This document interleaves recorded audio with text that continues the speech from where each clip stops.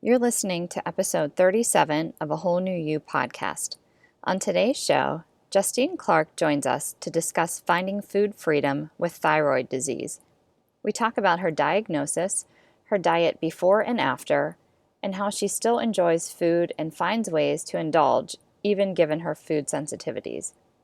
Her approach to eating and living a healthy lifestyle is freeing and inspiring, and her message is one that you'll enjoy hearing. Welcome to A Whole New You podcast.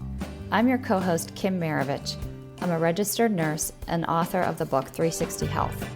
I'm joined by my dear friend, Lori Biddle, a health and wellness coach certified through the Institute for Integrative Nutrition. Our show exists to inspire and empower women to take charge of their health, with weekly tips and conversation about self-care, mindset, nutrition, fitness, and clean living. Please keep in mind that the material provided in this podcast is intended as general information only and should not be used as a substitute for professional medical advice, diagnosis, or treatment. We're thrilled to have you here. Let's get to the show. Before we get to the show, I'd like to read a 5-star review that we received through iTunes. This comes from Rita. She writes, "Nutrition is so often overlooked. I'm so happy you are here promoting the importance and helping people realize there are ways to change their circumstances." Rita, thank you so much for taking the time to leave us a review. These reviews help boost our rankings in iTunes, and they help people find our show who might not already know about it. So if you're listening right now, please pause the show and head over to iTunes. You can subscribe there and also leave us a rating and review. If you do, we'll be sure to read your review on a future episode. Now, let's get to the show. Welcome back, everybody. Today, I am pleased to have Justine Clark joining me on the show. Justine is a certified health coach, life coach, and group fitness instructor specializing in holistic weight loss. She's the creator of 90-Day Total Body Transformation. Justine combines her background of extreme dieting, emotional eating, and thyroid disease to help career-driven women lose weight for good with more food, fun, exercise, and lifelong habits. Justine, welcome to the show. Hey, Kim. Thanks so much for having me. That was such a nice intro. Thank you. Yeah. Oh, you're so welcome. Yeah, I'm excited to hear more about you. I think that's such the combination of skills that you have and the people that you serve is so interesting for women, especially. I just think that so many of us deal with, emotional eating and, dietary, probably restrictive dietary habits in the past. And interestingly, also, this is the main thing that I want to get to is just how you have combined those to help heal your thyroid condition.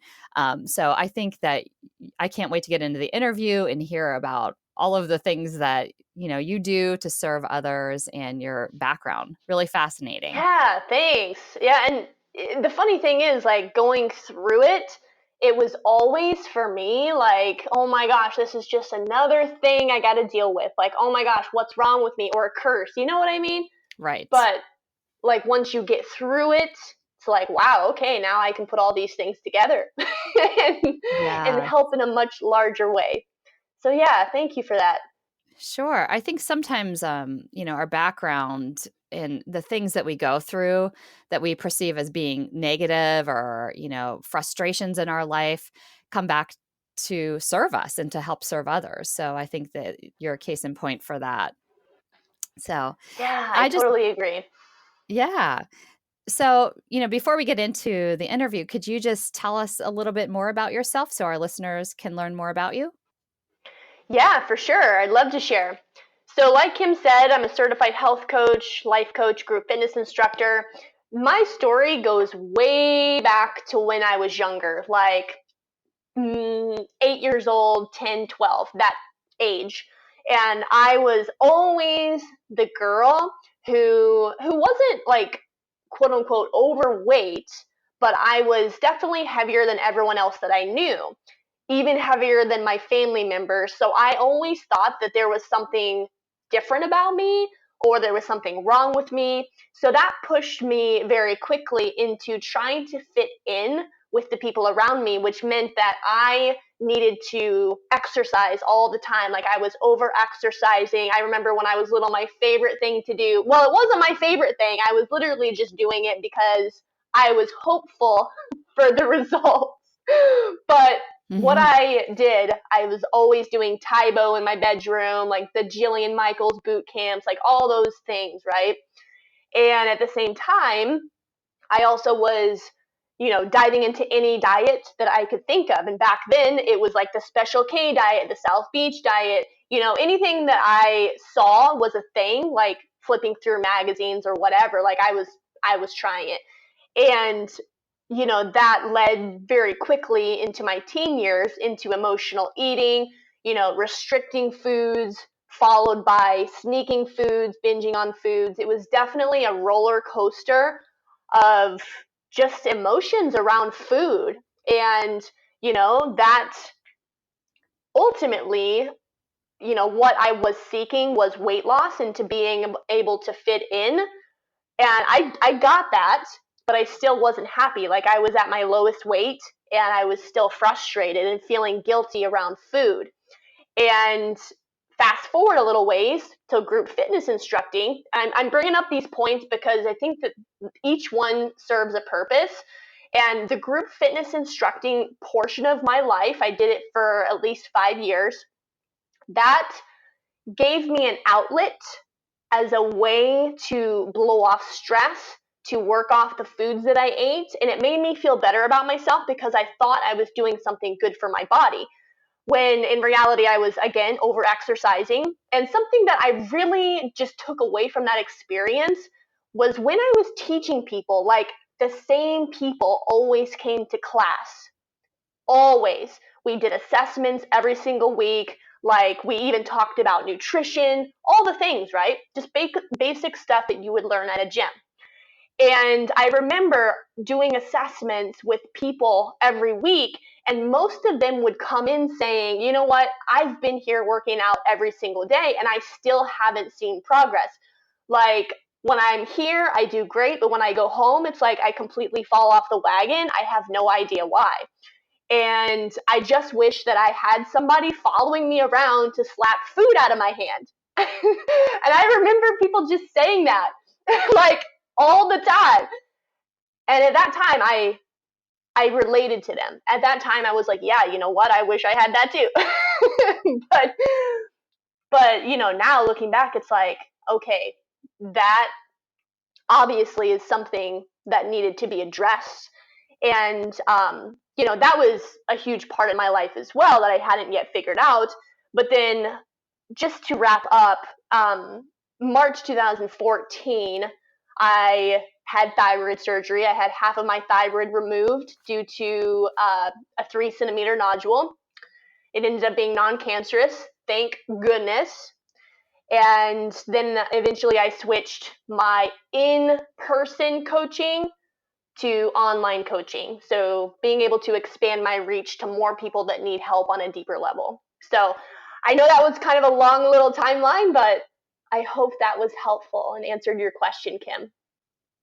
Yeah, absolutely. I had listened to one of your podcast episodes in which you were explaining what you went through just with your surgery and having part of your thyroid removed. And I think that, I personally know of at least three people who have had part or I guess it's called a thyroidectomy, partial or complete thyroidectomy. Two of them did have Oh cancer, no. and so and then one had a benign, yes, and they're fine now.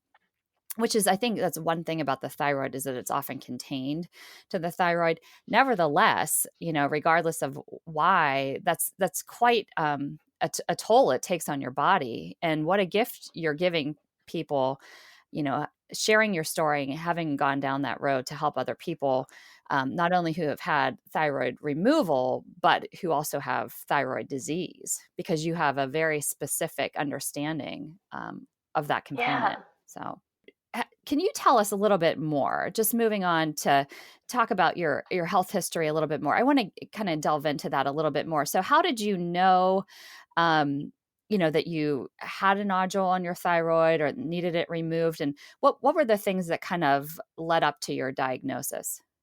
Ooh, yeah. So this is a juicy one. And I'm just going to tell you what the actual day was like, and then I'll Okay.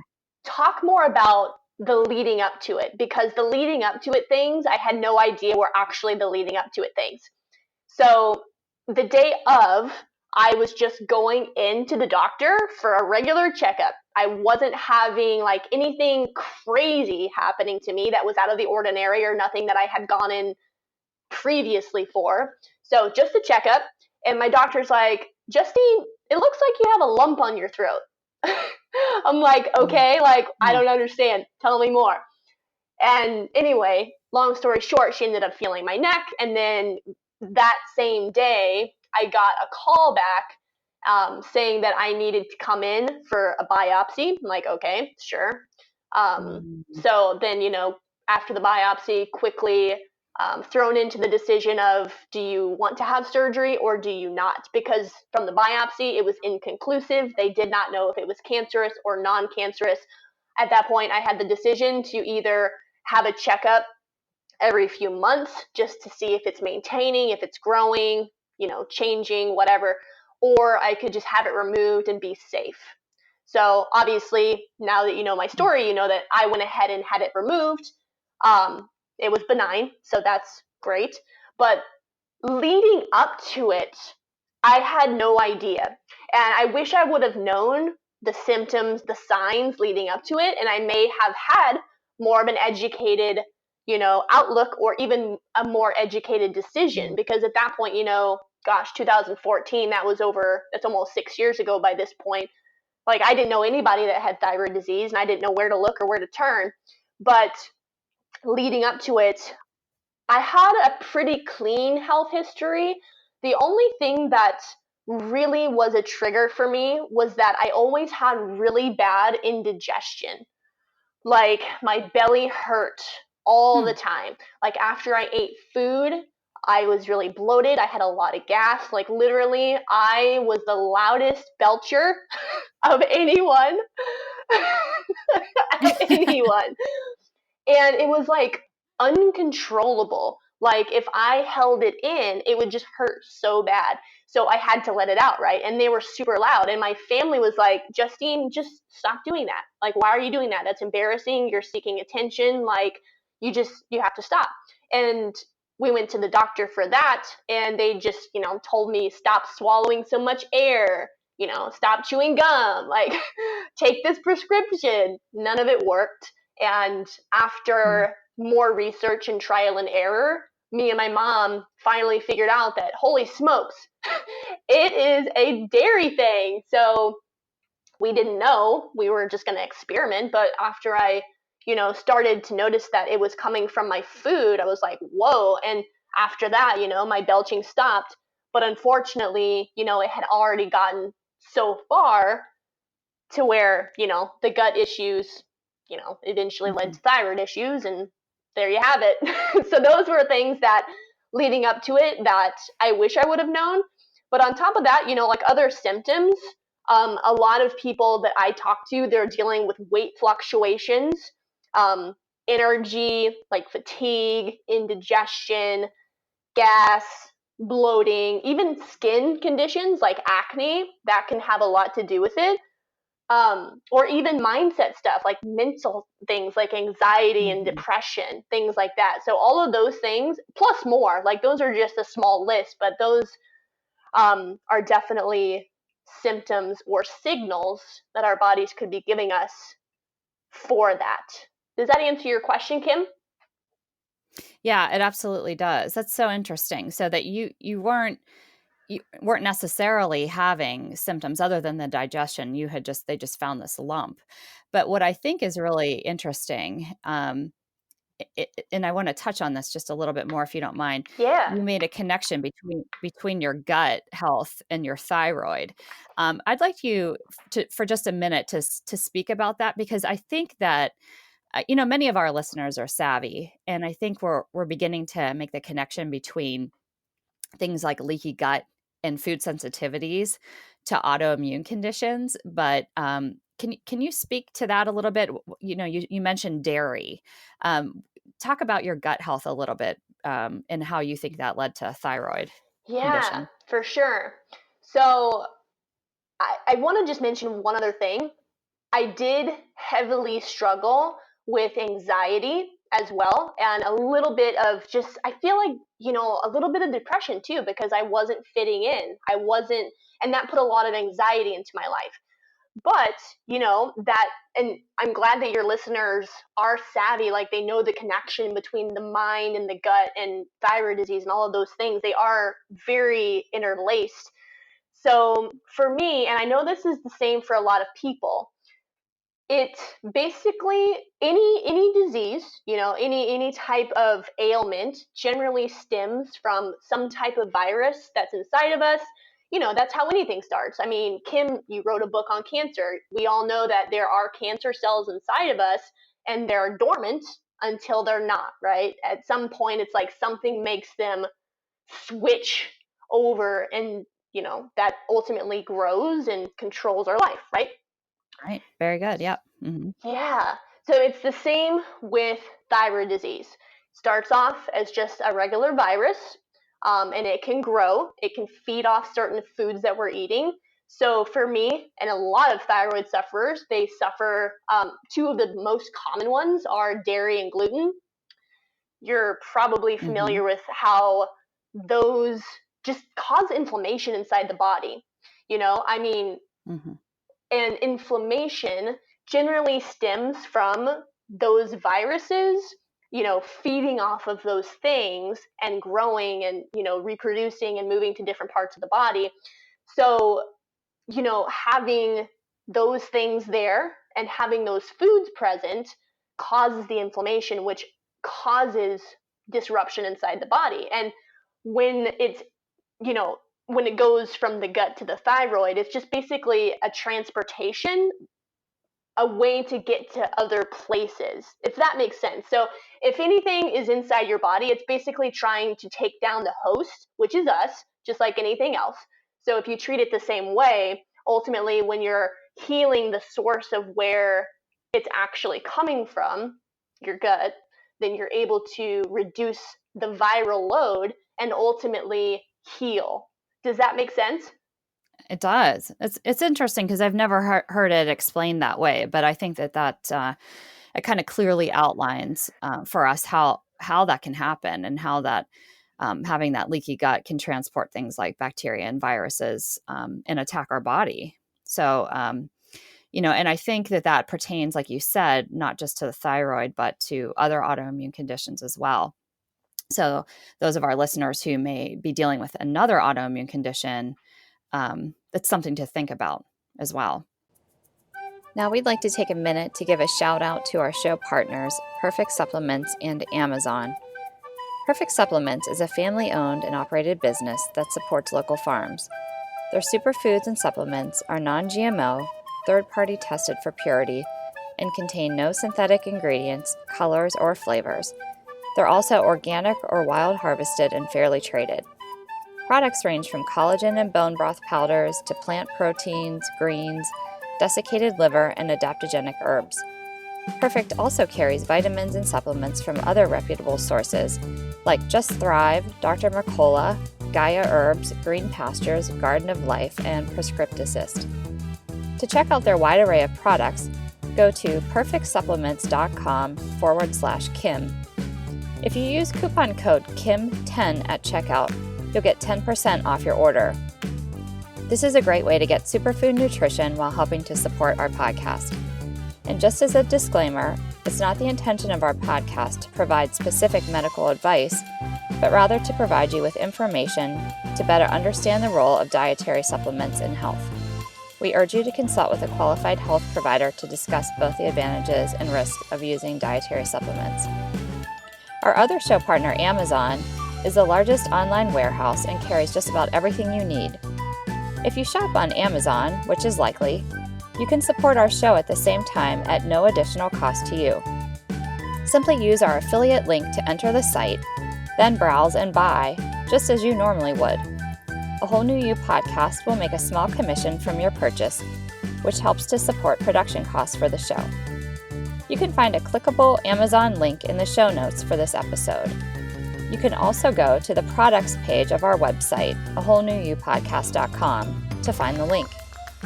If you love our show and appreciate the free information you get each week, please consider buying from Perfect or using our affiliate link when making purchases on Amazon. Now let's get back to the show. So you mentioned dairy. So like prior to your diagnosis, were you restricting things like dairy and gluten, or were those part of your daily diet? Those were part of my daily diet. Okay. So, yeah, I drink milk all the time. Well, okay, so this is Mhm. funny. So, I mentioned that I was on like the Special K diet, and that's what was going to solve all my problems, right? Oh, for all of But, us. Yeah, I think we all did yeah, that. yeah, of course, right? Yeah. Right. And eating cereal that's got gluten, dairy, I was consuming it on a regular basis. So, and mixed with the additional stress that I was putting onto my body by over exercising and the additional anxiety and mental, Mhm. burdens that basically I was putting on myself from not being able to fit in. Gosh, like it was bound to happen, like. But yeah, I mean, other than that, I was very health conscious, but I think I was very misled from the information that I was given, on the internet or in magazines, just following the next big thing. That's what I was always about. Mhm. And after I learned about my thyroid diagnosis, I changed my view much more. I'm like, okay, what I have been doing, it's clearly not working.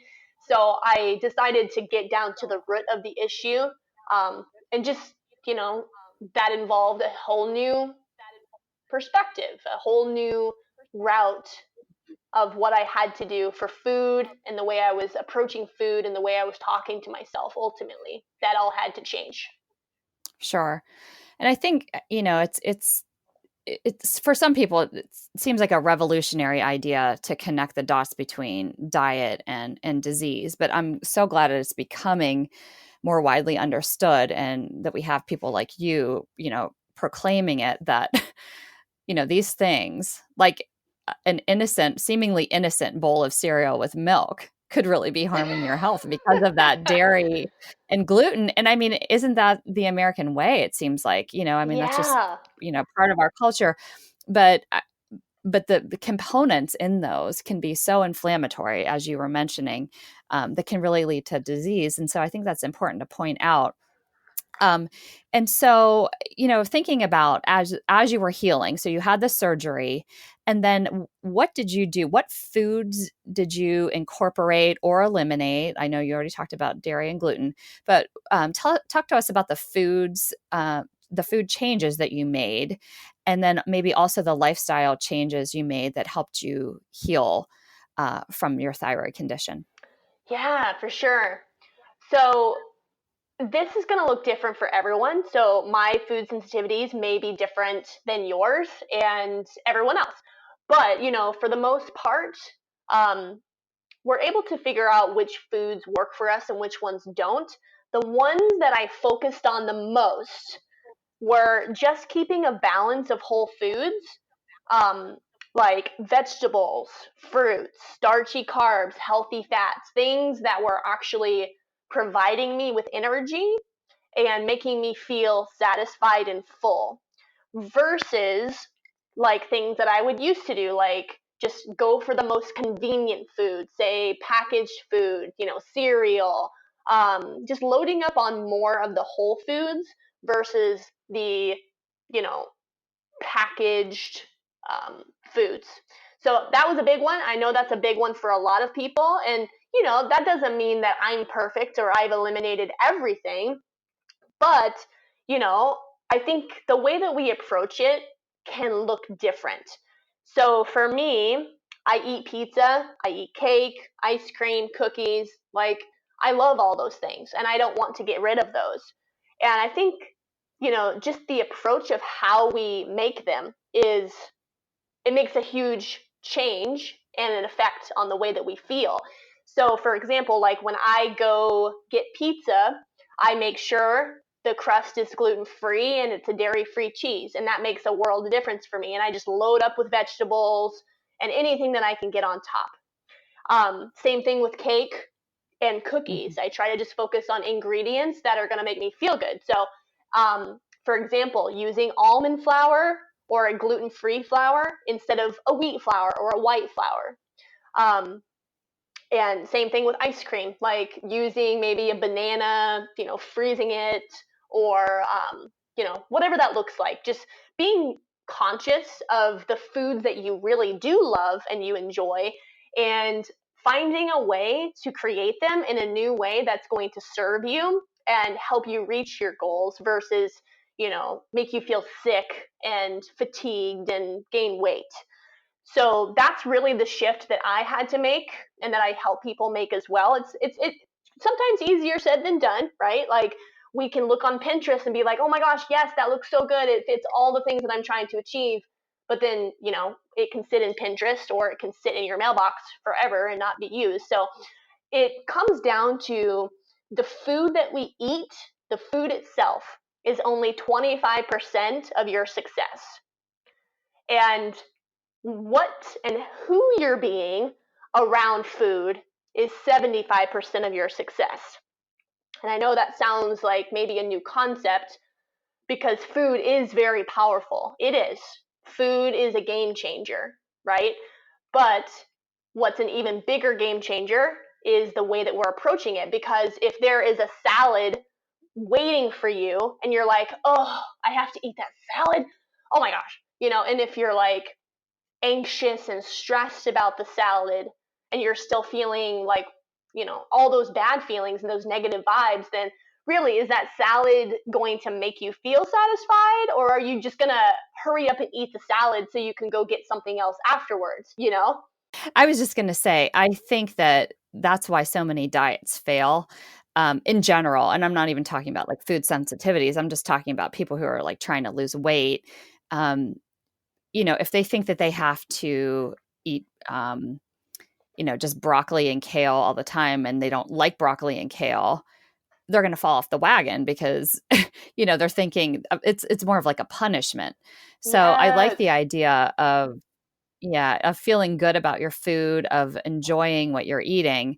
And I'm like you, I am gluten free. I am dairy free a lot of the time, not 100%. I really would like to move to that. But I, like you, don't want to give up those things. So I do have gluten free pizza, and I do have I like the Enjoy Life brand and the Simple Mills brand of Yes. cookies. And I always have those in my cabinet because I want to have a treat. I don't want to feel like I am, just being punished because I have some food sensitivities. I'd love having whole foods too. Don't get me wrong. And I think that's what you mentioned is important, that that's the bulk of your diet is that you're concentrating on whole, real foods. And we've done episodes on this podcast, a couple times about the importance of eating real foods, but it is okay to have some packaged foods once in a while, or to make yourself some treats, while taking into consideration sensitivities that you might have, because you don't want to make yourself sick. And that's what part of, eating those, general, processed foods all the time can do to us. But having a little bit of leeway to incorporate those, I think is really important. Yeah. Um, and so we were going to title, or we are titling this podcast episode, Finding Food Freedom with Thyroid Disease. So I'm interested in learning about more. And so just to continue kind of down the path that you were already talking about, um, what does that look like for people? Or when you say finding food freedom, is that kind of like incorporating these, quote unquote, like cheat foods into your diet and allowing them to, be a part of their everyday life? Or what does that look like for you when you say that you can give people food freedom even though they have thyroid conditions? Yeah, that's a really good question. And food freedom for me, we have to think about what that means because, a lot of people like throw around that phrase like, and it's like, well, okay, what does that mean? So this is a great question. So for me, food freedom means having a choice. I mean, if you think about what freedom really means, it allows us choice. Mm-hmm. And I know when we have thyroid disease, when we have food sensitivities, choice seems to be like the last thing that we have, right? We Right. can almost feel like we're stuck in a corner or we're only limited to so many things. But I want to share a new outlook with y'all. Um, as a solution, most women, or at least the women that I've talked to, are following strict diets, rigid meal plans where there's no give, eliminating food groups, and consulting lists that are separating foods into bad and good lists. Mm-hmm. And generally, that's the solution. And I've been there myself. I think we all have. And while these things may offer a level of structure and support, are they really solving your problem? Or are they just putting a band aid over it? So for me, those things don't offer me food freedom. Those things keep me enslaved to a piece of paper or to a way of life that isn't necessarily me. And sure, like now I could look at a plan and pick out the things that I like and what things I don't, and then just, put it down and go on about my day. But back in the day when I was consumed in these things and I thought it was the only way, I had no idea about food freedom or any of this. I literally took it and I followed it to a T. It was an all or nothing. And that only gave me restriction and deprivation and a very quick downward spiral. And, you know, when I ask, is it actually solving the problem? I'm not just asking you, I ask the same thing to the people that I work with, and generally they say no. It hasn't solved my problem because I'm still stuck. I'm still struggling to reach my goals. And, honestly, I'm just losing hope because I've tried for decades and nothing has worked for me. And I just want to be clear, like, I'm not against meal plans or food lists. I provide them to my clients as well. But I like to look at them as scaffolding.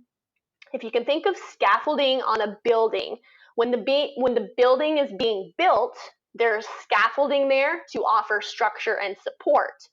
But it's not there forever. When the building is finally built, everything is in place, the scaffolding is removed. So I like to look at meal plans and food lists as scaffolding, like things that provide structure and support, especially in the beginning. I think that's important. But then also at the same time, learning things about yourself, learning things about your behaviors and your patterns and your beliefs, that 75% area of how you're being around food and building that up, which is your building. So that way, eventually, you could reduce the amount of scaffolding or completely remove it altogether. And that is how I view food freedom. And just a very simple example that I love to give my clients. I know, again, like looking at this, maybe like, well, how am I supposed to choose for myself? If I choose gluten cookies, like obviously that's going to hurt me. So why would I have the choice? Like, how can I give myself the choice when I know I'm going to choose wrong? And that's a very common fear. It's really the fear of not trusting ourselves enough to make the right decision. And the real life example that I like to give is about a little boy named Tommy. So if you were the parent or someone who's instructing Tommy, you go downstairs, there's a ton of toys all over the floor. And you tell Tommy, okay, Tommy, you can pick any toy here to play with. Just don't pick that little red truck in the corner. Okay, Kim, what toy is Tommy going to want to play with first? Oh, that red truck. Yes. Yes, right? Little Tommy goes straight for that little red truck. Not because he would have chosen it, just because somebody told him not to, right? Mm-hmm. I mean, who knows what toy he would have picked? And it's the same thing with adults. I know kids versus adults, it seems a little different. Like, oh well, but it's really not. It's really not. We have all the same, human behaviors. Those are our basic needs, just trying to be met as humans, and they're still in us today, just on a higher, heightened level than children. But the same thing goes with food. Like, if we tell ourselves, no, you can't have that, then that's the first thing that we're going to want. And the same thing goes with, sometimes meal plans. Like, if we take them too literally, if it's an all or nothing mindset, then it's like, okay, like, what can I have that's off the plan? Because it's like, okay, this is what I can have, I know what I can't have, I want what I can't have. Right? So Mm-hmm. just to wrap all of this up, this is the idea behind food freedom, is to just give ourselves the ability to choose. So instead of saying, I can have this, I cannot have this, what if instead that we asked ourselves, do I really want this right now? Is this really what I need? Mm-hmm. Or do I need something else? And I think, honestly, that puts us in a position to choose for ourselves in a much more healthy, constructive way, versus putting ourselves in a corner and most likely lashing out and choosing something more destructive. So that is my little saga on food freedom. That makes a lot of sense, and I love that. And I do think that today, some people, there are, some people that thrive off of having a yes and no list, and they can stick to that. And those are, people who can live and die by rules. But I think the majority of us are more of like moderators, where we kind of don't want those restrictions around us. I know I feel that way. I've taken some food sensitivity tests, and I will tell you that I felt very depressed when I got the results back, because it was like I felt like I had to eliminate everything, and things that I didn't eat that frequently, just to know that they might be causing a sensitivity. I felt sad about, Yeah. and even though if I didn't eat them all the time. But one thing I have come to learn, now there are some things that are completely off the table. Like gluten for me causes major gastric distress. I have major issues with it. And we know that gluten probably Yes. isn't good for most of us. But some things that were on my list, and I'm talking about an MRT blood test that I took. Okay. There were things on the list like salmon and oranges and peanuts. Well, I've learned to listen to my body. And if I eat those things and I'm not seeing any kind of reaction, like, for example, if I have dairy, I break out. My face will break out Me immediately, like the too. next day with my, yeah. And I have rosacea, and it's very obvious. And I can tie that directly. But, when I eat things like salmon, which is a healthy food anyway, all those great omega-3s, I don't notice anything. I don't notice any of those things. So for me, I needed to kind of like push all of that out of my mind. And even though those were tests that I took, I needed to really focus and listen to my body. And I like that you just kind of brought it back to that, and centering ourselves and asking, do I really want this right now? And even the question, is this nourishing for my body? Is this, and sometimes you do just want the cookie, and that's quite Oh all right, yeah. um, and that is for me. But sometimes I do ask myself, is this nourishing for myself? How does this food make me feel? Because I can freebase a bag of gluten-free pretzels, but I don't feel so good, Yes. you know, after I do that. So I think it is all about kind of listening to your body, and you making your own decisions. Because I think, like I said, the majority of us don't want to live and die by rules, unless that is your jam and you really succeed on that kind of thing. But I think a lot of us need some flexibility in our diet. And, I'll just say, like, moving from Pennsylvania to Indiana, and we are in our new home. I'm still living out of a suitcase, though, because I can't even find half my clothes. And I went I went to the grocery store and spent a lot of money, but now I still feel like I don't have any food in the house, because it's like restocking all of those pantry items. And but living on the road and eating at like less than stellar restaurants and even fast food restaurants, sometimes you just have to have a little bit of freedom in that sense, and like knowing that, okay, this might not make me feel great for right now. Like it's probably not in my best interest to eat French fries every day. But guess what? I did that for 5 days in a row Yes. because that's where we Yeah. were, you know. But I think just giving ourselves grace is really, really important.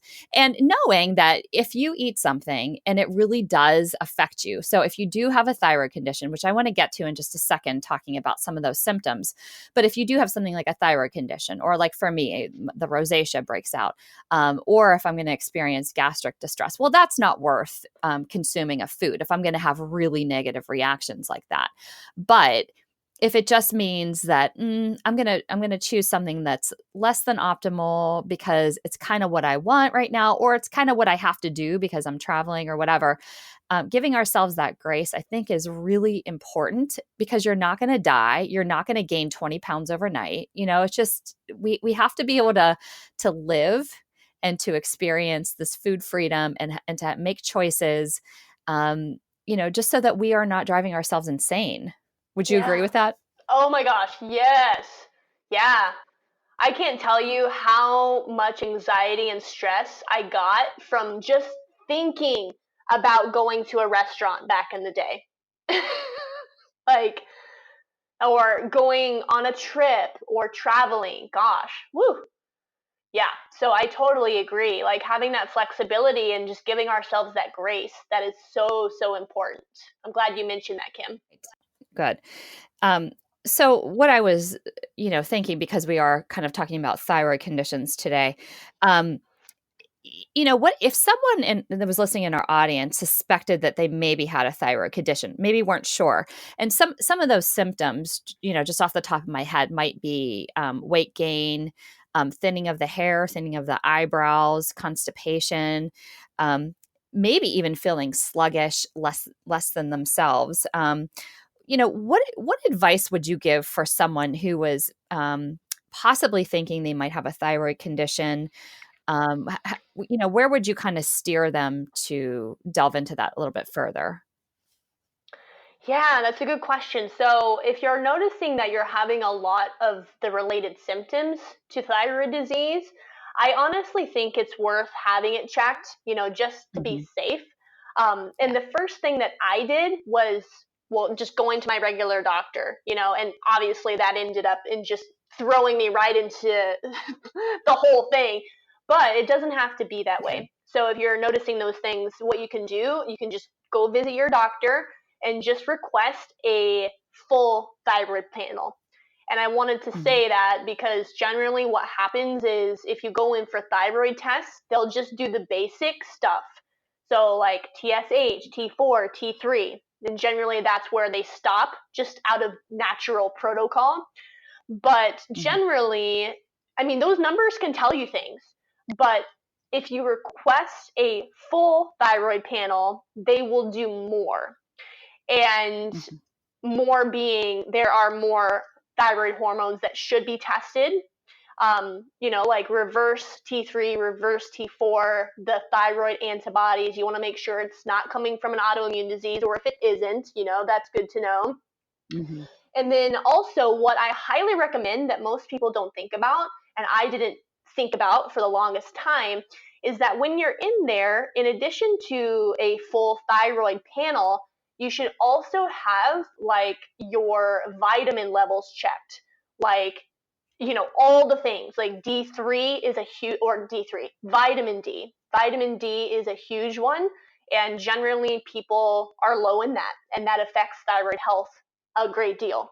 So having a full panel done on that, it's just a basic, yearly thing. I have it done every year, but you can request to have that done if you haven't had that done yet. And I think that will ultimately, if anything, it's going to help, pinpoint where your deficiencies are. And then your doctor will be able to tell you like, okay, you need to take this and this will help this, and your deficiencies could very well be swaying your thyroid health.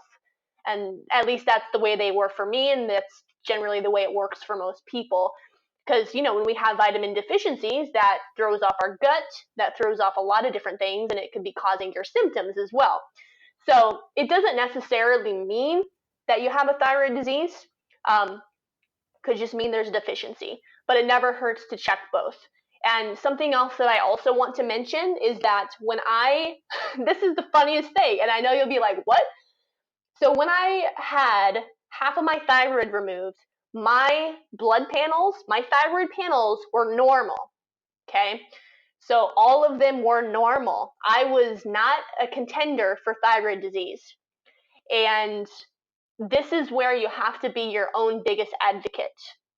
You have to stand up for yourself. If you're noticing symptoms that are not normal for you, if you're noticing anything about you that isn't the way you felt a year ago or 5 years ago or even a decade ago, then that's something to stand up for, because sometimes, you know what, your blood levels will be normal, but that doesn't mean that you're necessarily normal like me, right? I mean, having a nodule, having thyroid disease, and having half of my thyroid removed, I wouldn't consider that in the normal range, but it was. So something else, endocrinologists are great, because a lot of it has to do with the endocrine system relating to thyroid disease.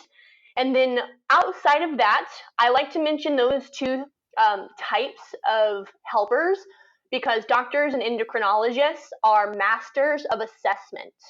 They can find what's wrong with you fairly quickly. Mm-hmm.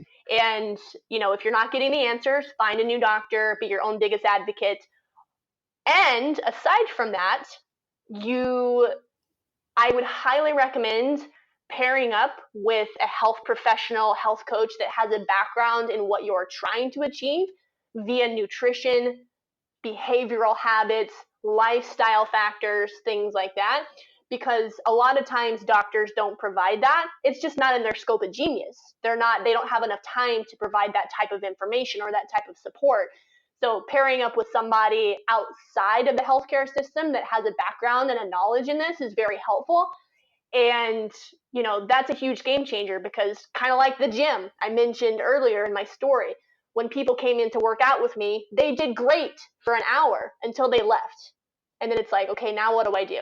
So having that additional support outside of the healthcare system, it makes a world of difference. Mm-hmm. I'm glad that you pointed out also that people needed to get a full thyroid panel. I think a lot of times when you're just going to a general doctor, they're not going to test for thyroid antibodies. And we know that you can have a normal TSH, but also still have Hashimoto's disease. You can, Yes. yeah, you can test positive for antibodies. And the thing is, you want to check those antibodies. If you're having any thyroid symptoms, if your normal panel, like Justine was talking about, your TSH, your T3, T4, if they're only testing for that, those can actually be normal, because they might not go out of whack until your thyroid is very out of whack. But if you're testing for antibodies, your antibodies can show up much before your TSH is actually affected. And you can be having thyroid symptoms. And if you're getting the antibodies tested, you may know sooner that this is in fact an autoimmune condition. And going back to everything that we talked about earlier in this episode with the gut health, eliminating food sensitivities and cleaning up your diet to eliminate those inflammatory foods can be very beneficial and can actually stop the progression of an autoimmune condition, and could lead you to maybe not even have to take, thyroid, like Synthroid or a supplement. But even if you do have to take it, it's not the end of the world. But you don't want an autoimmune condition to spiral out of control. So I think that that's really important that you recommended getting those antibodies tested also. Yeah, that's such a good point. Getting ahead of the 8 ball. Yes. Yeah, absolutely. Very, very good. So, today, I know you're serving women. Who mainly are your other clients that you're serving, Justine? And, what kind of work are you busy with these days? Yeah, so generally I like to help busy working women, because I understand from their point of view, like how complicated it can be to start a health and fitness journey. I mean, you have to go to work, you have to take care of the kids, you have obligations as a wife, as a woman, to do all those things. And I try to make it as simple as possible for people to lose weight for good, so that way you're not on that roller coaster of the up and down cycle. And I do this by helping women enjoy more food with simple exercise, so that way there's no more over complicating or over exercising.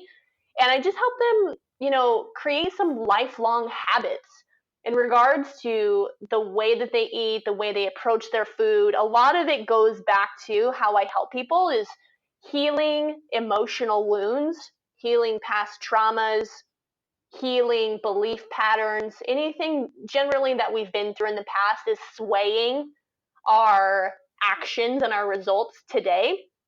So I really enjoy diving deep with women who just think that, there's no hope anymore. Like, they've tried everything, there's no hope. But really, I'm here to share with anyone, and anyone who's listening, that there is hope. Like, don't stop trying. Again, just be your biggest advocate. If you want something, just know that there is always a way. And the things that you've tried may not have been successful in the past, but that just means you haven't tried everything yet. You haven't tried what works for you. So, yeah, that's what yeah. Does that answer your question, Kim? It I don't does. want to like ramble on too much. No, it does.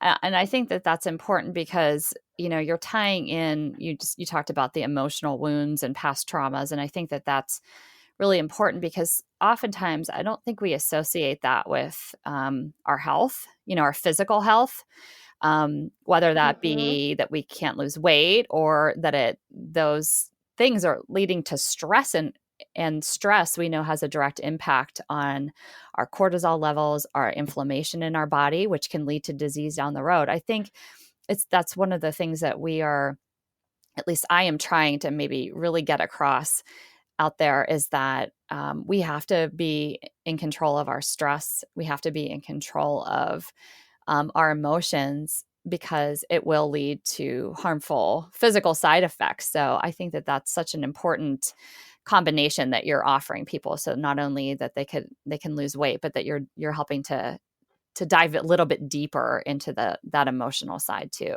So I applaud you for that.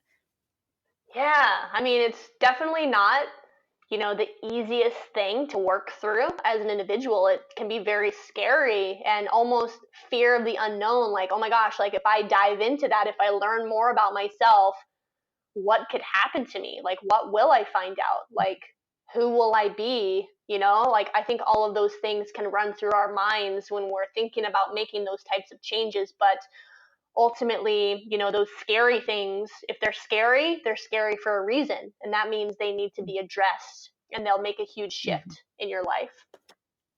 Absolutely. So, Justine, if people want to find you and connect with you on social media, can you give us your website and social media handles? Yeah, of course. So I mainly hang out on Instagram at Justine Clark Wellness. And I'm also on Facebook.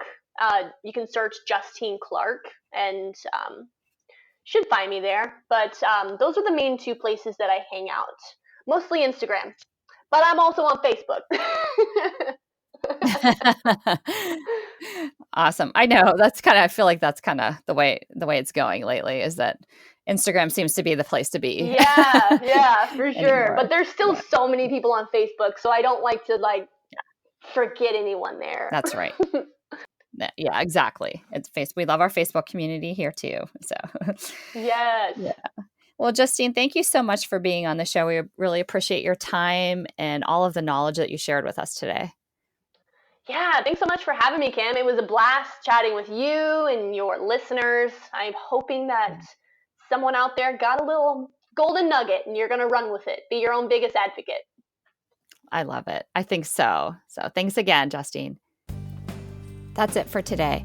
For more from Kim, you can go to kimmaravich.com. For more from Lori, go to simplyempoweredllc.com.